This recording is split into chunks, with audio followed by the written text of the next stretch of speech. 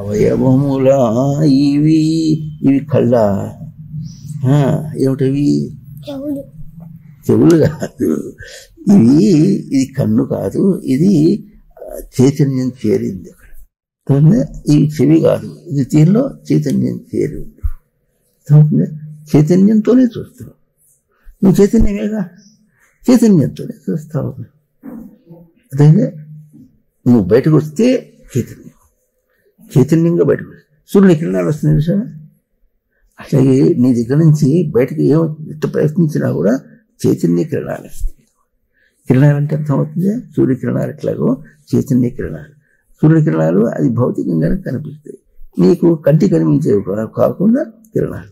అంటే ఇప్పుడు ఇది చూస్తున్నావు అనుకో, ఏం చేస్తావంటే ఈ చూపులోంచి కిరణాలు ఎక్కడ వేస్తావు, నీ కిరణాలతో నీకు కనిపిస్తాయి. అదే నువ్వు కిరణ స్వరూపుడు, చైతన్య కిరణముడు.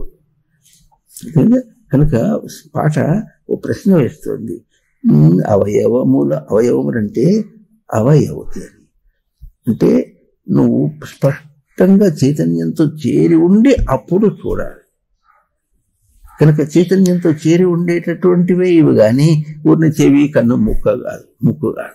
అట్లాగే అంగముల ఇవి చైతన్యవర్తనముల. ఆడిస్తున్నావా?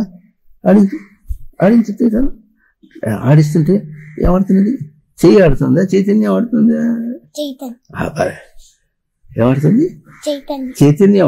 చైతన్యం ఆడిస్తే ఆడుతుంది. రాత్రి నిద్రపోయేటప్పుడు ఎట్లా ఉంటావు?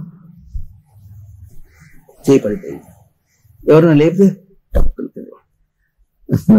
చూసావు ఎప్పుడు? ఈ మాట అన్ని పడుకున్నప్పుడు ఏం చేస్తావు? చేయి చూడు అంతేనా? పసిపిల్లలు చూసావు ఎప్పుడు? అంతే. కనుక ఇవన్నీ చైతన్య వర్తనము, చైతన్యమును చేసి చూసుకుంటున్నాయి అన్నమాట. చేసి చూసుకునేటటువంటివే కానీ ఈ కాళ్ళు నడుస్తావుగా, నడిచినప్పుడు ఎట్లా ఉంటుంది? అది చైతన్యం నడుస్తుంది, చైతన్యంతో నడుస్తావు.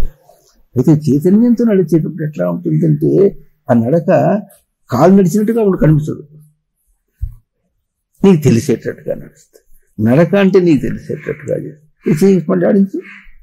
చెయ్యి ఆడుతుందా? చెయ్యి ఆడటం నీకు తెలిసేటట్టుగా ఆడుతుందా? నీకు తెలుస్తుందా? మళ్ళీ ఆడించుడు. నీకు తెలుస్తుందా? నీకు తెలిసేటట్టుగా ఆడుతుందా? నీకు తెలియకుండా ఆడుతుందా?